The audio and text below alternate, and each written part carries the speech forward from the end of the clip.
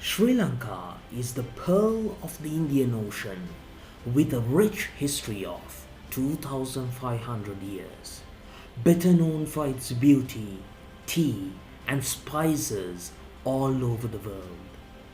COVID-19 pandemic has put us on a backseat, has made us think whether we made the right decisions in the past and are we going to make the right decisions for the future. As said, Sri Lanka is a country with a proud history and rich traditions.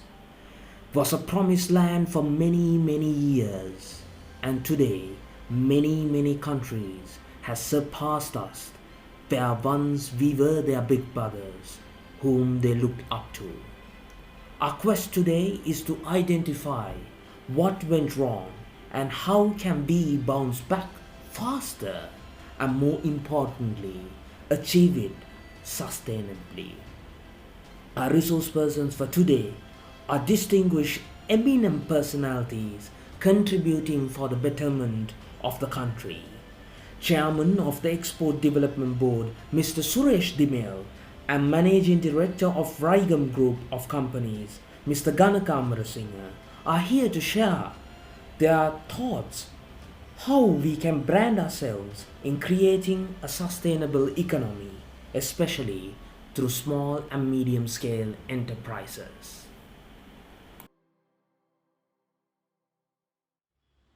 First, we would like to discuss matters with the chairman of Export Development Board, Mr. Suresh Timel. He is also one of the giants who has been the managing director for Lanka Fishing Flies Private Limited, as well as the group chair for EcoWave Guaranteed Limited, and also the chairman and the CEO of Sports Fishing Lanka.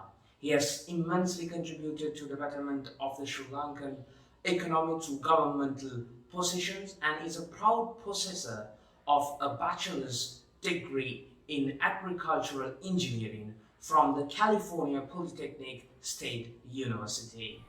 Sir, our first question is when Sri Lanka was receiving independence, our country was blessed with strong export system, being famous for tea, coconut and rubber. And we had a solid infrastructure with a good railway system, irrigation system which prevailed for millenniums. And we had a hydroelectric power plants also. But that promised land of steady economic growth is not to be seen now.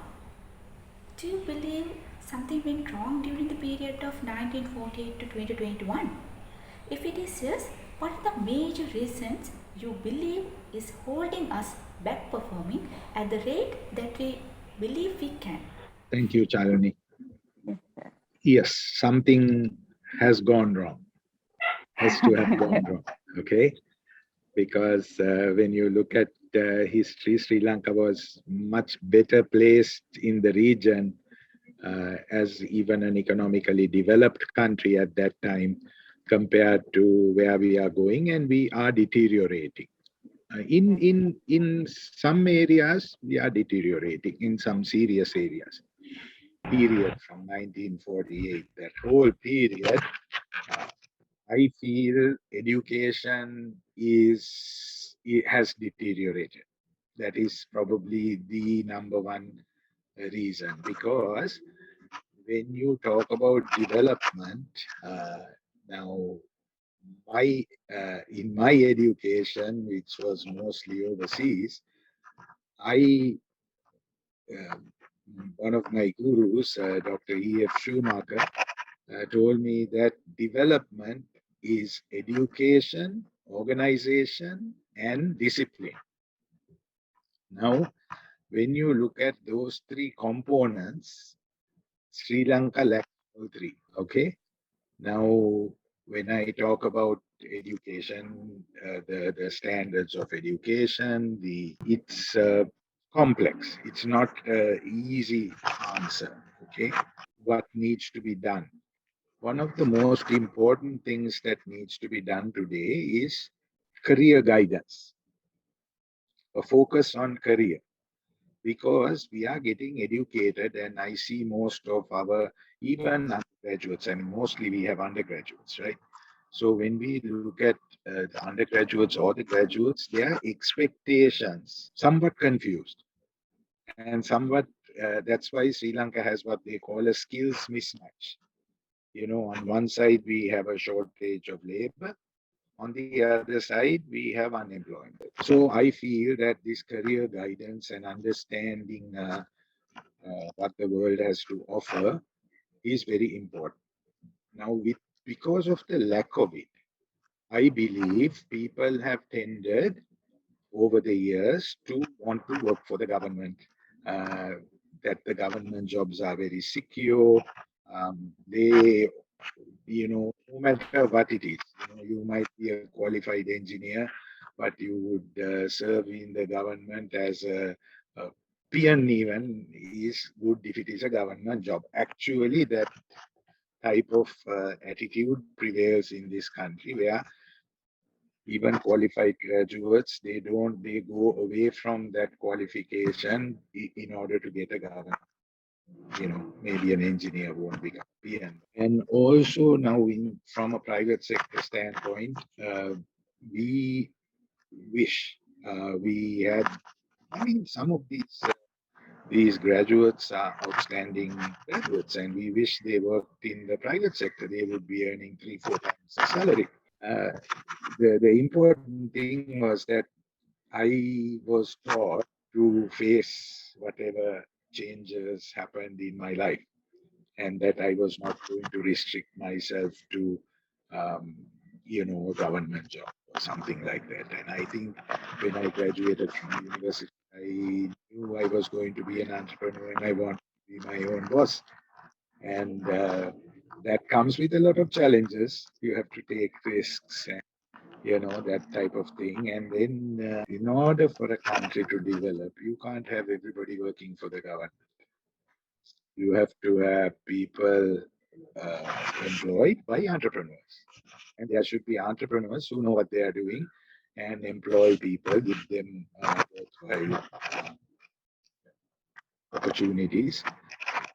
So that too was lacking. I think we had multinational corporations that set the trend, and still some of them now they are owned by Sri Lankans, but still that trend existed, and that they are sort of an elite group that is a minority, grown beyond the, it's actually, we had a lot more multinational companies when I was young.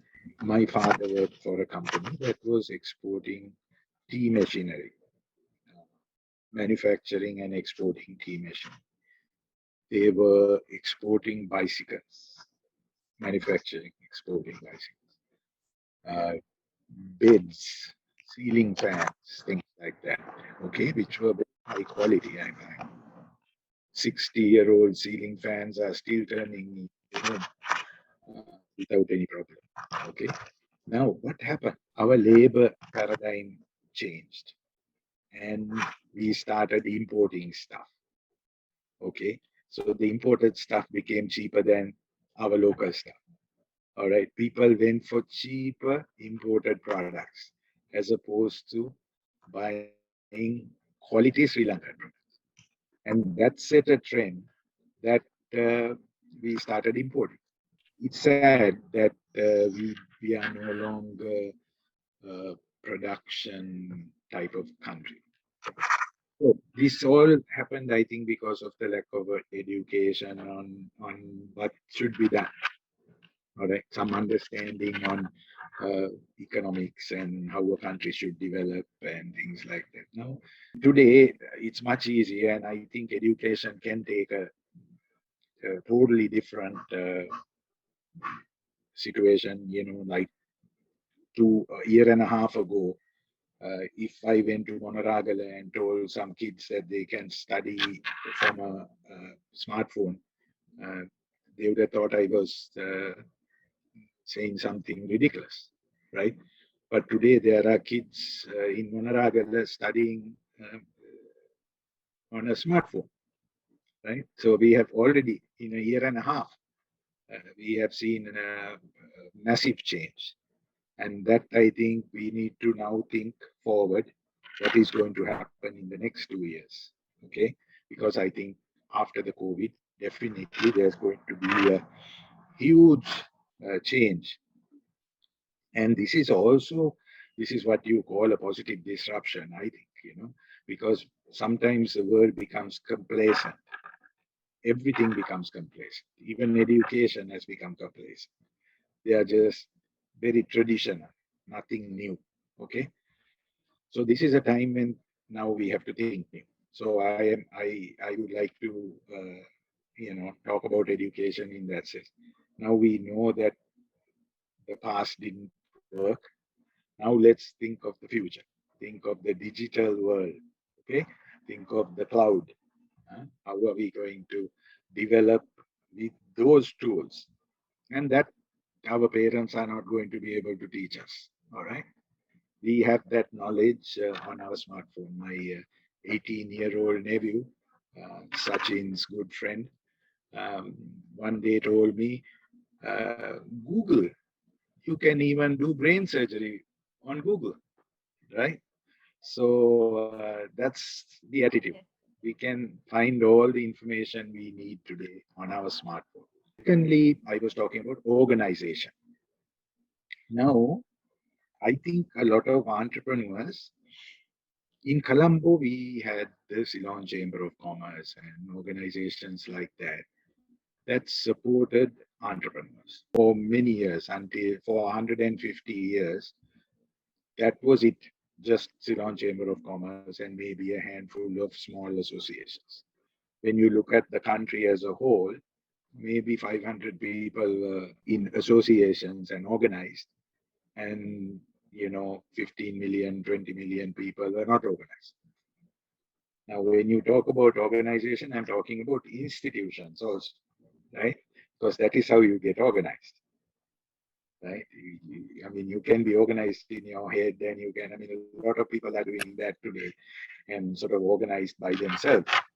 But in the modern world, you have to have an institutional organization where you collaborate, you network. Now, today, networking is mandatory, it's absolutely important.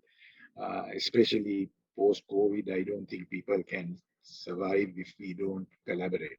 The gap between the rich and the poor has widened all over the world. Okay. Now it's this gap that causes a lot of problems, because that gap creates, you can see that happening more and more in Sri Lanka now. Uh, when that gap widens, it's difficult to have policy that matches both sides. Okay, so you can't deprive the rich and give it to the poor, because that's a socialism trait that didn't work in this world. Okay, then you have to incentivize, right? You have to incentivize the rich to get richer and that money to come down to society, right? Because some people can get richer fast. Some people have the capacity to develop. All right. Some people don't. Some people are employees. So we have to have that collaboration. Yeah. Uh, that's where I think today we have to be careful about that gap, and we have to work with the poor, or work with the less or the marginalized, you might call it, marginalized groups in society who have suffered a lot. Of course, the middle class. Now, I think maybe the middle class in Sri Lanka, we didn't have a huge middle class anyway. So we are looking at the poor getting poorer. So this is where organization, I think the lack of organization, lack of institutional capacity, and I'm talking mostly outside of Colombo, okay, where the majority of the masses, most people live outside of Colombo. You can't expect. So that, I think, is where uh, our, when you look at from 48 to today, only Colombo developed. So now with road networks, now this government has placed massive importance on roads. After the British, there was not no extensions to our railroad for so many years. Um, and our road network didn't expand properly. Now that is a priority. Thirdly, discipline. Very challenging situation in Sri Lanka because from top to bottom, discipline has deteriorated in this country. And this also has to come through the school system. On one side, it's law and order kind of discipline. On the other side, it's just general discipline. You can see the lack of that discipline has created a huge informal sector in this country, a very informal sector. So even business, half the small and medium enterprises are informal. They don't pay taxes, they don't have proper bank accounts, they don't have good financial literacy, and they also contribute to corruption. When you don't have discipline, you take the easy way out because that's being informal means from day one you're not registered as a company, you're running a business, which is illegal. Okay, so the way to keep going on is by corrupt practices. When in Sri Lanka, it's also difficult after you have spent a few years as an informal in an informal business or something like that. It's hard to go back and correct yourself.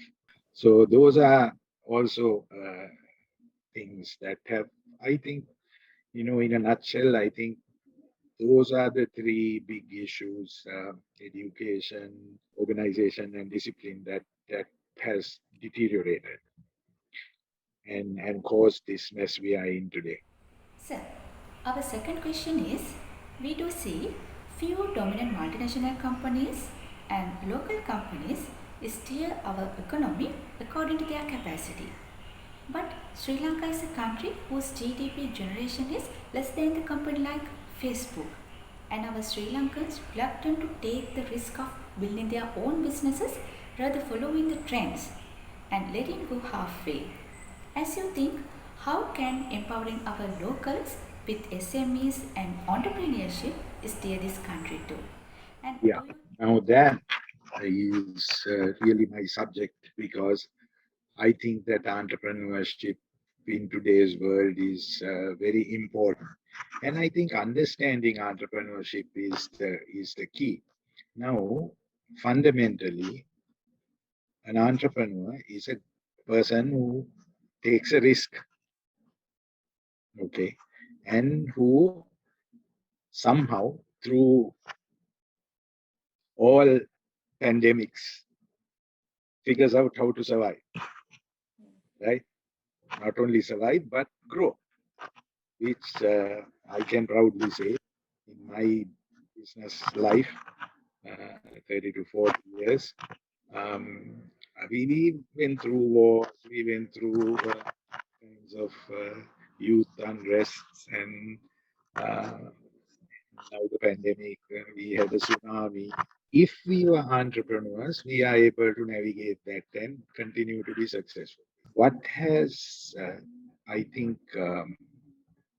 prevented the entrepreneurial mindset from taking precedence is the handouts that the government and donors and people like that give. Some people start their business based on the incentive or whatever the government gives them. Now, I, for one, and my father before me, were people who were challenged and didn't depend on any government, didn't depend on anything. We wanted to figure out how to do it and be self-sufficient. To me, that's the challenge. Now, I've been saying this to colleagues at the EDB.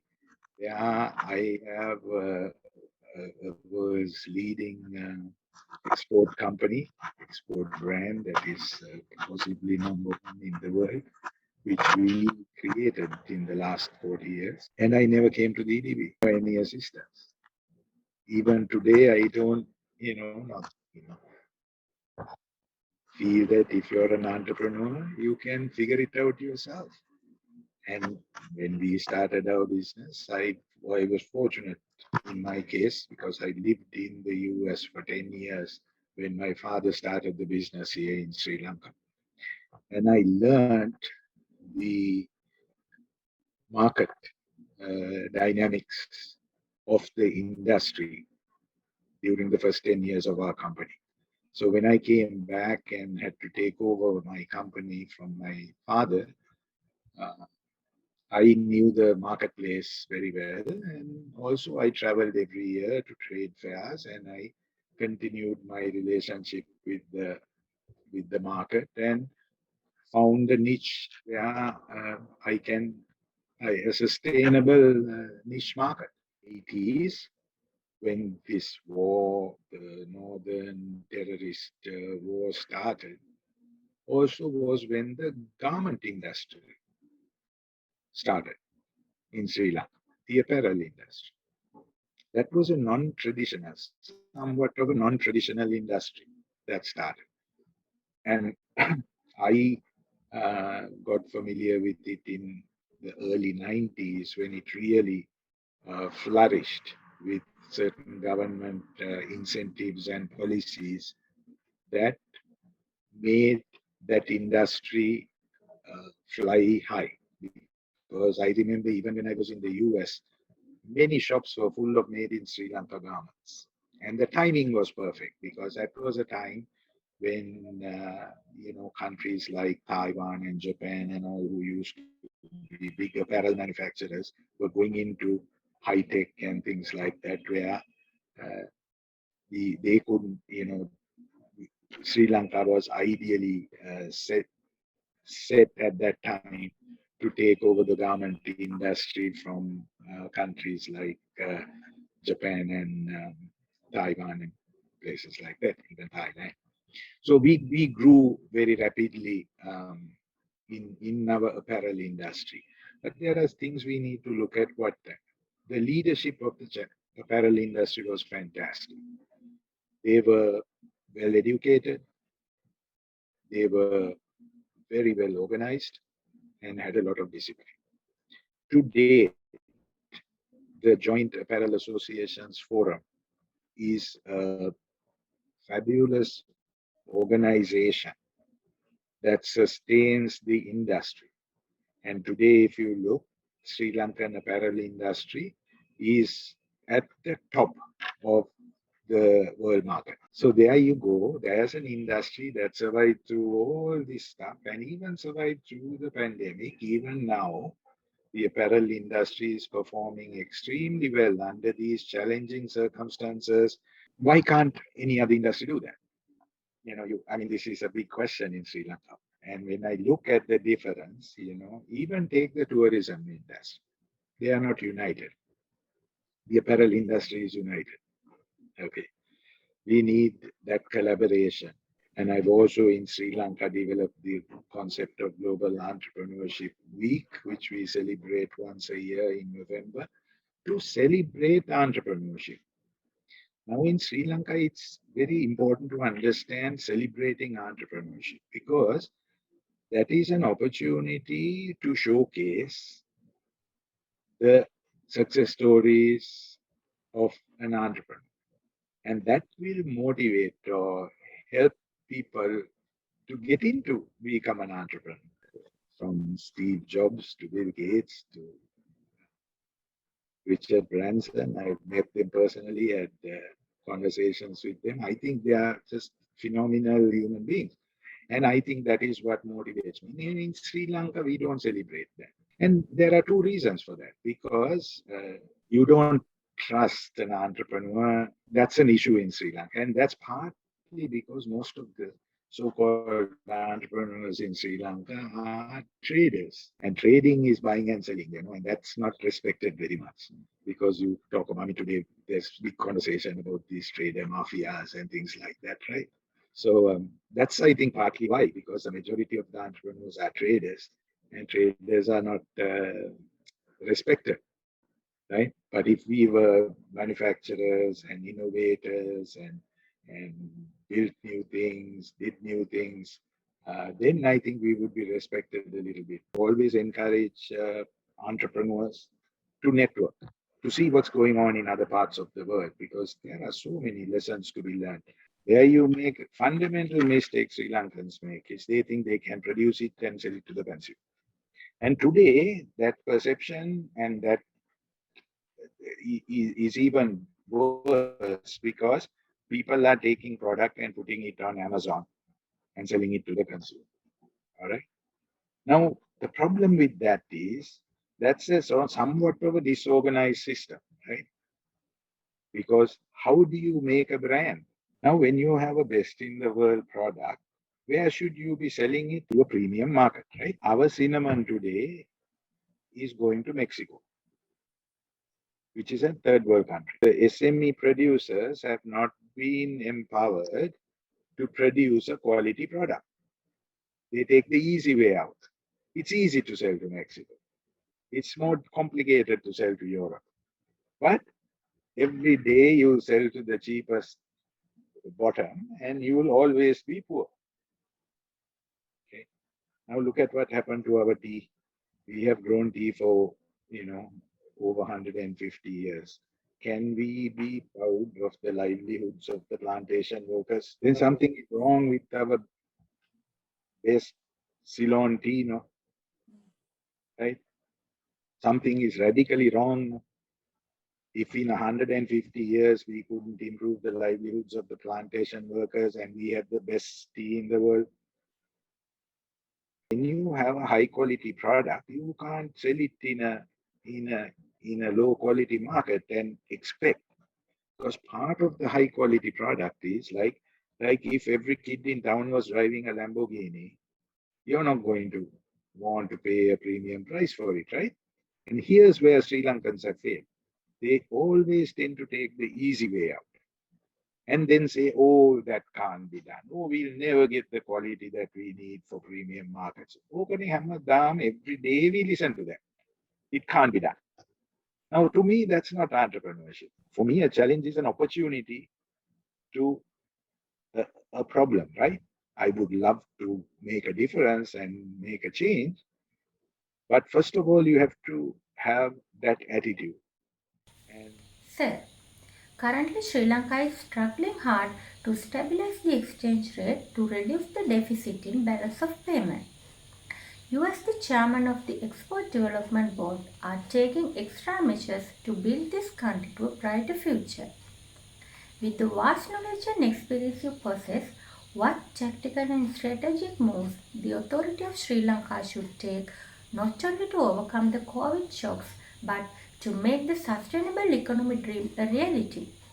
academically, people would answer that by saying we need to have consistent policy. Now, part of the problem with this issue with exchange rate and all that is because that it is disrupting uh, policy, right? It's a negative policy. So our political system is such that people come into power by giving jobs. That is what has happened in the last, since 1948. People have won parliamentary seats by giving jobs. So now we are now facing the music. Okay. It was not sustainable. And quite simply, the government will be overthrown tomorrow if they had to. You think the chemical ban is bad? Imagine trying to lay off government people. Now we want good, consistent policy in this country, right? But the opposition never, in successive governments, the opposition never comes in line now with the government in power with this 100% chemical-free agriculture. Now we have a leader in this country who has taken a stand for something that will sustain the world. And he has done something that has already started creating a positive image towards Sri Lanka. As an exporter and mostly of agricultural produce, there cannot be a better brand than 100% chemical free brand. Okay. I mean, I know I'm also in that I am exporting organic spices, and I know that marketplace where you can get a premium. That's a Lamborghini Mercedes market, right? The truth is, growing organically is not more expensive than growing with chemicals. Like, it's a perception because they don't realize the amount of subsidies that the government gives for chemical agriculture. And then the number of kidney disease hospitals that have to come up on account of that. So this is a fantastic policy. Most countries have not been able to do it, especially in the West, because the West is in unsustainable agriculture. If you look the biodiversity in the West and the mass agriculture, the monocrops they have, absolutely require chemicals. Okay. And they monitor their chemicals. In Sri Lanka, they think no, that if you put twice the fertilizer, you get twice the crop. That's not how it happens. So this chemical fertilizer thing is such a good brand and so necessary. But see, but the opposition is now going to take the government to court. I think what has happened with social media and media, uh, television and newspapers and everything, what happens is negative publicity is overwhelming. There is less positive publicity. Right now, I've been trying to get the media houses to do positive things because people get confused when there is so much negative and positive stuff going on. People don't know what to believe, and that's something that needs to change as we go forward. I think the government needs to step up their media presence, but we have to support the government in power, right? At the end of the day, if we don't support the government in power, the government in 5 years is going to change. Then the other government is going to change all the policies, come back to power. So we have this power struggle every 5 years. And now we identified the problem. Now we know that there is a disconnect and misunderstanding and mistrust and you know Khamba Adili, as we say in Sinhalese, right? People pulling in different directions. So if some tactical way in which we do positive media towards this stuff, don't allow it to be demonized. Open-minded, positive thinking people. That's what we need. So if something can be done to create that, and it's sad, and unless the public are made aware of that need, they will continue to vote the same people into power, expecting jobs and expecting transfers and expecting kids to be sent to a proper school. What anything, that's what people give the votes for. So you get what you ask for, basically. Attitude needs to change, right? And we have to think very positively and move forward, and it can be done. Thank you very much, sir, for your wise words. And we would like to move to our next resource person, who is again a corporate giant, Mr. Ganak Amarasinghe, who is the managing director of the Kingdom of Rhythm, who is also a possessor of a bachelor's degree from the University of Sri Jawadhanapura and has indulged himself in professional and corporate sector with positions contributing to the betterment of this country. Sri Lanka is currently trying its level best to absorb the economic shocks of the pandemic, but day by day the conditions are getting worse. It's quite understandable that COVID is something which no one can predict, but still, even without COVID in the picture, Sri Lanka was struggling while marginally surviving through foreign remittances and apparel exports mainly. According to our vast knowledge, what went wrong for Sri Lanka during last 75 years to make its presence felt strongly as a nation? Let me first thank for inviting me to share my experience with you. But only thing, first of all, I have to mention that I am not good in economics. So I am not academics in that area. but my qualification is in different area. But being a businessman, actively engaged in managing a business, I can answer these questions according to my feelings or my knowledge, as a businessman or professional accountant. Right. So that's another area that widely discussed. So 75 years, sometimes 2,500 years. So 1948. So whether we have achieved our target, why couldn't we achieve or develop our country? The reason behind that is the non-availability of a national plan. So if you look at the past few decades, time to time, we have changed our policies. We have changed our planning. So we did not have a long-term plan for us to come up from this situation. But I don't say that entirely we did not have all our plans or all our strategies were unsuccessful. But in the long run, there was no national plan. That is the main reason. So point blank, I can say that is the non-availability of structured national plan. If you look at things like Govi Janapada, started by D.S. Senanayake, then the Mahaveli Development Project, those are very successful projects that we had in Sri Lanka. If they were not done, if D.S. Senanayake did not implement Govi Janapada project in 1940s or 50s, if he did not invest in the Mahaveli Development Project today, we have to import our food. More than 50% of our requirement will have to be imported today.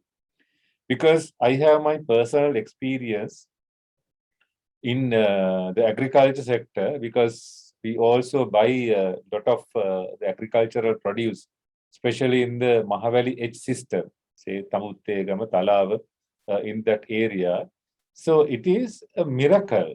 So you say through the Jayaganga, they got water from the Mahaveli river. Before the Mahaveli system came up, those were barren lands, no water, covered by jungle, and nothing you can do. But today, fortunately, every inch in that area is well cultivated. The farmers are not traditional farmers, right? They use all agricultural machinery, and they don't sell their produce for nothing. You can see recently, they didn't sell their paddy cultivation, right? So year before, we bought soya at the rate of 85 rupees. Last year, it was 125 rupees. So this year, we started at the rate of 160 and ended at 220, right? So that means they are knowledgeable entrepreneurs. These farmers have become, when you go to that area, you can see the farm organizations are well organized. There are leaders like the chairmen of farm organizations, and they don't sell their produce for nothing. So they get the maximum rate for that. They have the negotiation power. I can see the success of the Mahaveli system, Mahaveli project in those areas very practically. So today we don't have to import due to this, the bad political decisions. Sometimes you have to import 1 or 2 consignment, but we are self-sufficient because we have to thank those leaders who had proper planning, looking at not 50, 100 years ahead. So those are very successful the plans we had in Sri Lanka. Again, we have looked at our irrigation system, our lands, our the agricultural system. Yeah, we are rich, but this is my feeling. This is this is my experience. What went wrong is the heavy subsidies granted by the government. So why our education is free, health is free. That's okay for a country, good to have free education. A lot of people claim I am a product of free education, but how much you have paid for tuition is another question, whether it is totally free. My question is, why should the government give free uniforms to my children? I can afford. Why should the government give free books to my children where I can afford. So the free uniforms or free books or whatever is given to everybody, irrespective of their earning capacity. So this is utter waste. So I'm not expecting that. The farmers in the dry zone, they say, even on the TV, you can say, they say, we never asked free fertilizer. They don't want fertilizer free of charge. They say, just made it available. We will pay and buy. So although the government has given free fertilizer, the prices of agricultural produce has not come down, right? A huge amount of the subsidies are diverted to the country without any reason. And not only by way of the fertilizer subsidy, not only the free uniform, not only the free books, just imagine free employment. The government recruit 40,000 people without any reason. End of the day, that is one reason, and it is given in a situation where there is no adequate government revenue. Now, recent the tax changes, you can understand. Now nobody pay tax. So who asked for that? So and the tax threshold increased to 3 million rupees. Who asked for that? Then the withholding taxes on interest, dividend, those are withdrawn. So those are automatic taxes. In a developed country, there should be automatic taxes without the intervention of the government. So the Department of Inland Revenue people, they have to just sit and wait. So all the banks will collect 5% withholding tax a monthly remitted to the government. No compliance cost at all. No assessment, no letters, no filing charges, no checks, nothing. Automatically they get money. Under the payee tax system also, right? So end of the month, when the salaries are paid, the payee tax is deducted. That is the responsibility of the employer, the remit taxes to the government. So end of the day, due to many reasons, the government has curtailed their income by inefficient, ineffective tax policies, tax changes, and due to many other reasons, while increasing the heavy subsidies. And also another important point where we are lacking is the discipline. So in the country, we can see in whether in finance or economics or business or the social behavior, wherever it is, the discipline that's another area we are lacking. So there can be enough government rules, there can be enough government regulations, there can be enough governance codes, right? But if the people do not comply with those requirements, those rules, so end of the day, you can't expect to reach that kind of the development. So we need immediately to make people compliance with this regulation and make people disciplined. Even in business, the people issue checks without money in the bank account. When people offer a check, we say, no, we don't want checks, you pay cash. Because we don't trust people. We don't trust checks. We don't trust banking system. So that also another important area that we have to correct in order to, change our system. Over a period of 75 years, day by day, we are going bad to worse, right? We are, as a country, as an economy, we are going bad to worse because of this situation. Too much of subsidy, lack of income, discipline, lack of planning, no KPI control, all that because of we are going back. But as business entities, we are developing. We started very small with 4 people. And today we have employed 1,200 people. And we were the instrumental in stopping the import of salt into Sri Lanka. At the time we started, we also imported salt from India. Later on, we ourselves, we thought, why can't we make Sri Lanka self-sufficient in salt? So we have invested that, and we convinced the government where we need some protection, import restrictions. So those are taken logically. And now the Sri Lanka doesn't want to spend a single dollar for import of salt. So we are self-sufficient. So as individual entities, we can develop. as individual family units, we can develop, but as a country, we can't develop. The reason is the people who manage the country, they do not take the ownership of the system. They consider only their personal ownership, but not as the whole country. And another thing, with regard to this discipline, I want to tell you something. Now, these days, we are experiencing this the shortage of dollars, the foreign currency to import goods. Now, how many people feel that every individual should contribute to this issue to overcome this issue? When the oil prices are increased, the people do a lot of protest, shout, and the gas prices also same, right?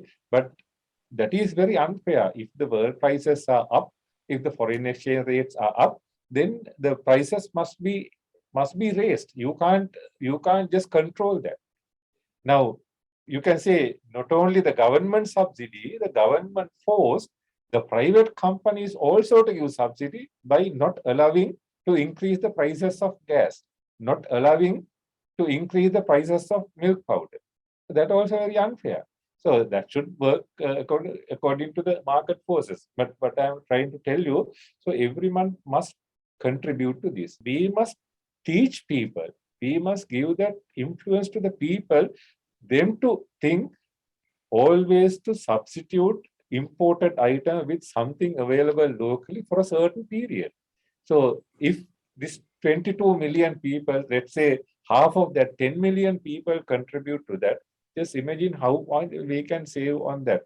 But as an individual, you and me can't do that. So we can do that, but it is not effective. But the government should take some promotional activities, educate people to do that. You can do it. One good example, you can change people to good habits. Just look at the driving on highway. When the highway, the southern highway was the open, right? There were a series of TV advertisement how you should drive on the highway. Not like other roads, you have to always use the left line. The right line is only for overtaking, right? Except for very few people, if you drive on the highway, you will, for 1 hour, you will meet 1 or 2 people that drive on the right lane. But majority of the people very politely drive on the left line. At that time, it was educated. Otherwise, it will be used in the same manner. So we must, from the using various the avenues, we must educate people to behave, to change their consumption, to discipline people. So that should be the way forward for a prosperity of the economy. Sir, countries like Japan, Germany, and South Korea had their economies completely destroyed by war and political movements. But within decades, they were able to restructure and convert themselves to the developed countries. Not only that, they were ranking among the top 10 highest GDP generating countries as well. But Sri Lanka still remains the same situation. So, what do you believe Sri Lankans should do to bounce back stronger and become more like them?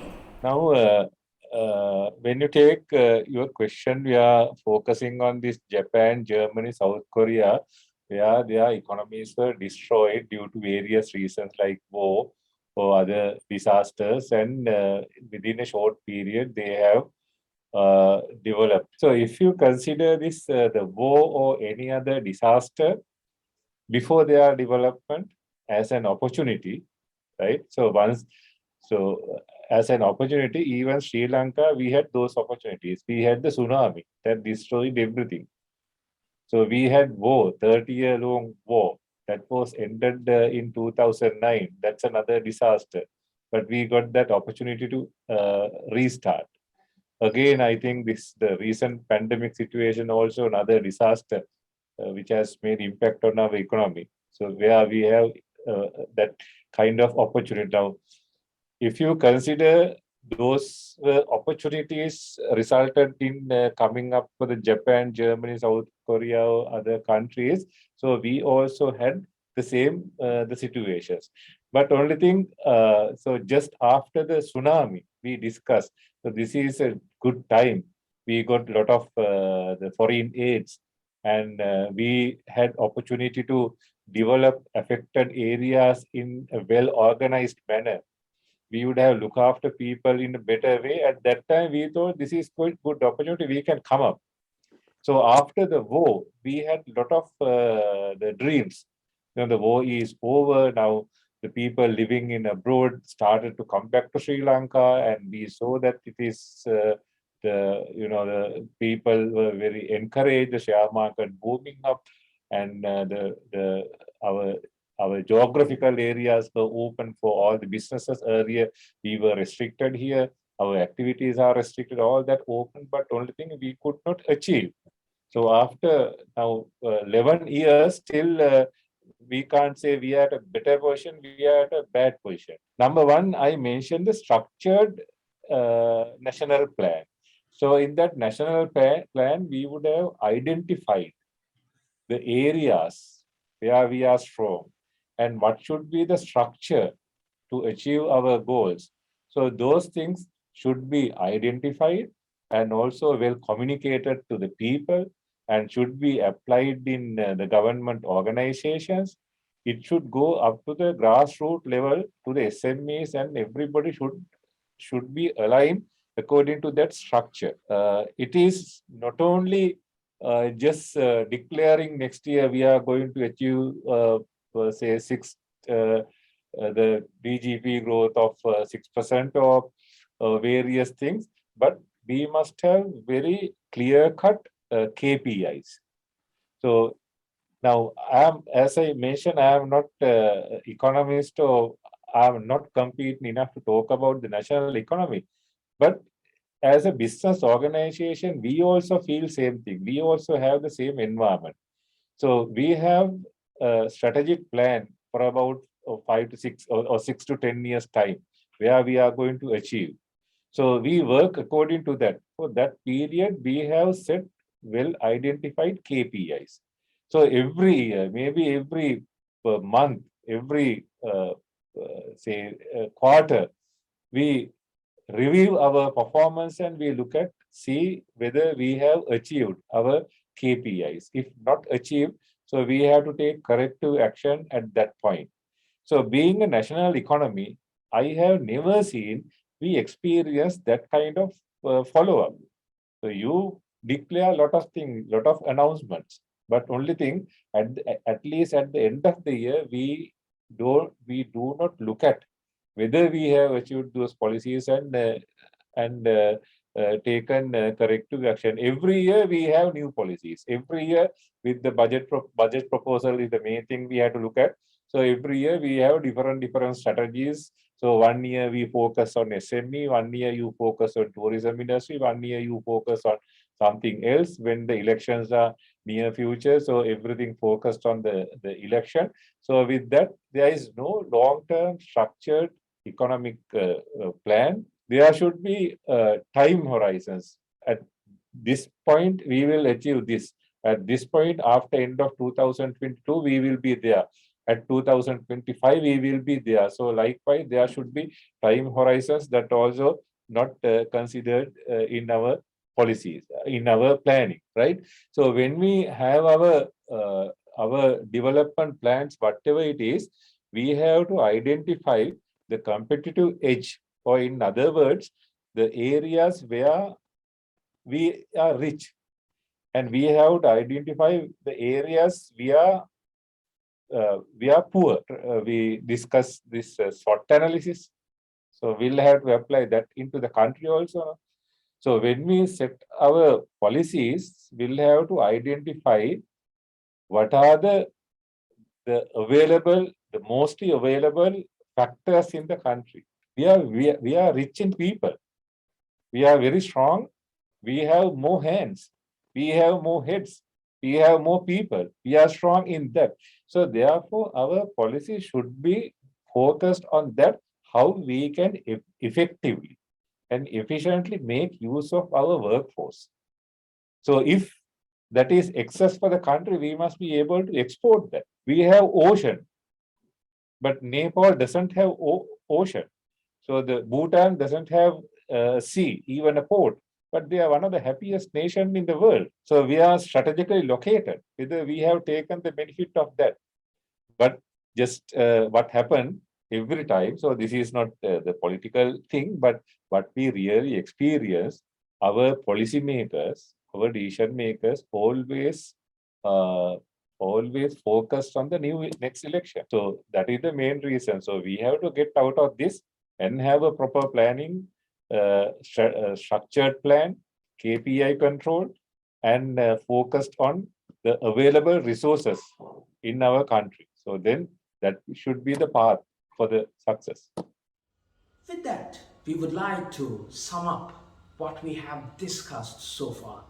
We were in a quest to find what were the dilemmas, what were the reasons why Sri Lanka suffered for the past 75 years, struggling to get out of the region performance. We were trying to find solutions as resource persons have provided based on their practitioner knowledge, based on their practical experience, based on the vast knowledge they possess academically and the collaborations they have built up. Our resource persons harped on the fact that Sri Lanka failing to maintain a consistent national plan and a sustainable policies along with was the major reason why Sri Lanka suffered of growing as a nation. Our resource person always highlighted the fact the way we organize ourselves is also very important. We need to organize ourselves as individual units. We need to organize ourselves as business entities, and we need to manage and organize well our institutions and our organizations properly in a national level if we need to move forward. How well education plays in the modern world was discussed. Informational era, it's a knowledge era, and we need to change our levels of educational factors which is being a driving force in the other parts of the world. We need to be creative. We need to instill that entrepreneurial thinking process. We need to bring that creativity out, which was discussed. And more importantly, discipline. Discipline was one of the highlights in today's session, which we tried to show we as individual units, if we can self-discipline ourselves, then we need not to depend on politicians. We need not to depend on the movements of the government. We can depend on our movements itself. We discussed how different kinds of subsidies have deviated us, where we have lost revenue because of it. We have discussed the importance of having a solid tax system, having consistent plans throughout. So we believe having a national plan, having that crave to go out of your comfort zones, to be entrepreneurs who will not just fall into their comfort zones, call them as traders, settle down for selling and buying. That is not what we need to focus on. We need to go beyond it.